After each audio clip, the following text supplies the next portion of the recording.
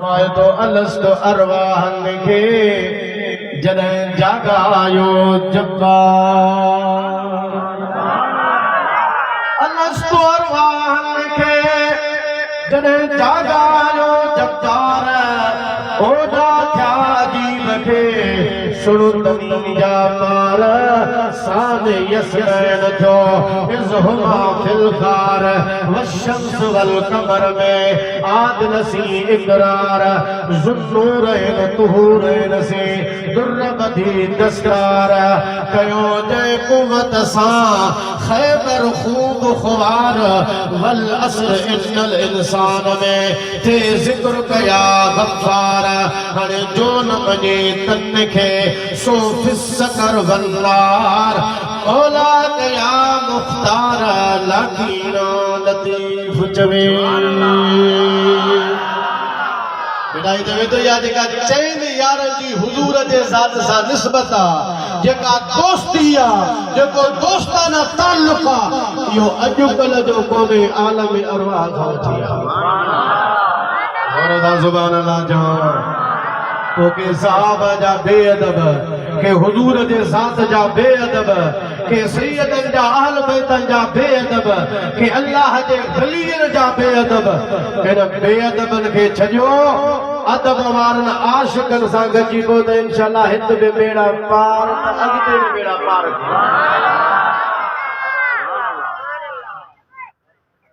बदअमली के छजो अमल जे तरफ अचो नमाज ना है त नमाज के पढ़ो अल्लाह जो जिक्र कायम कयो जेको सिलसिले जो आ रात जो उठी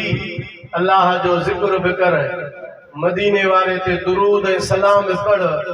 हुजूर के भी सजदा कर त इंशाअल्लाह हित भी बेड़ो पार त अॻिते भी बेड़ो पार थी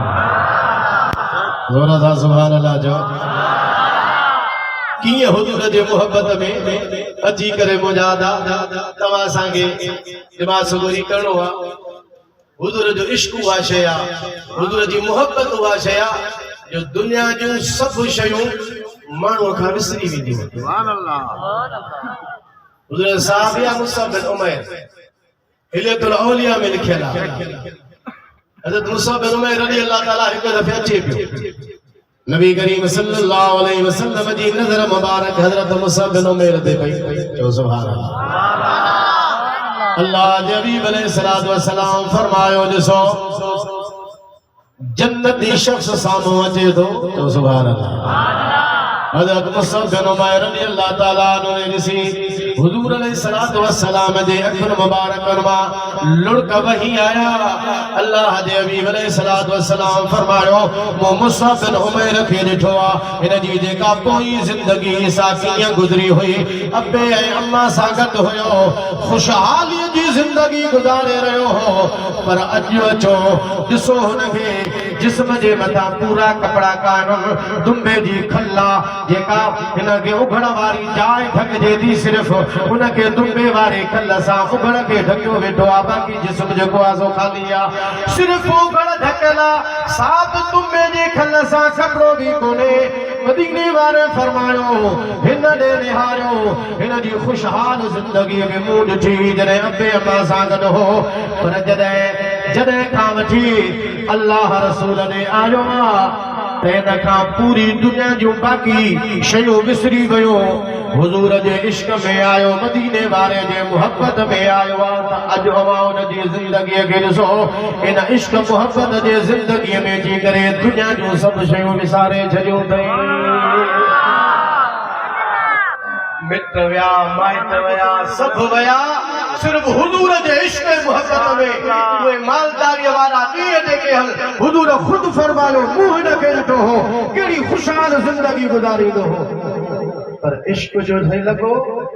त सभु शइ हली वई मुस्तफ़ा जे दर ते अची वई अजब आधी रात जो मुखे सोनो सरवर याद जो निंद नैणन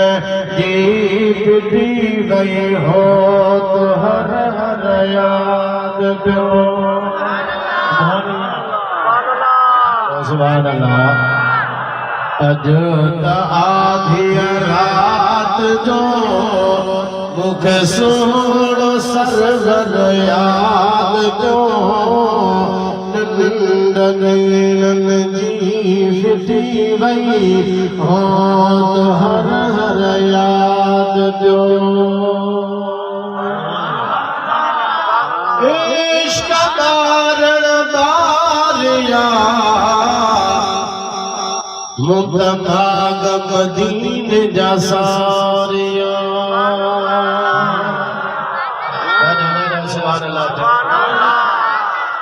इश्क कारण बारिया मुतभाग मदीन जा सारिया भाग मदीन जा सारिया घोड़ा घर के घारिया मुखे घोट को हर याद क्यों नैनन जी फिटी वई हो तो हर याद क्यों सभी सुभान अल्लाह जो अजता आधिया रात जो अंग्रेजी ना है सिंधी अंग्रेजी पढ़ो अजता आधिया रात जो मुखे सोहणो सरवर याद क्यों निंड नैनन जी फिटी वई हो तो हर हर याद क्यों इश्क उधमा था मुझा जोश शेरा था सुभान अल्लाह इश्क उधमा था मुझा जोश शेरा था जलन जोश शेरा था सिंध में सिकायल किया सुबह सिंध में सिकायल किया सुबह जंगे रात रहकर याद क्यों निंड नैनन जी फिटी वई हो तो हर हर याद क्यों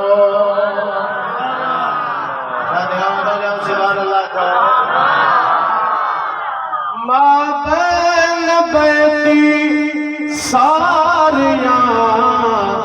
हर दम जो क्यों हारिया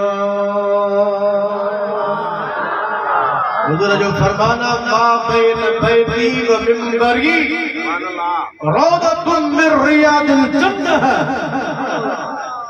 मुझे मिंबर ऐ मुझे घर मुझे मिंबर जे विच में जेको फासलो आहे हुजूर फरमाईंदा इहो ज़मीन जो टुकड़ो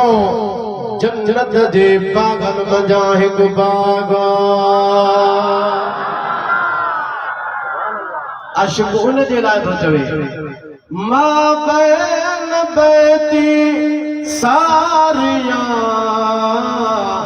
हर दम हजू पियो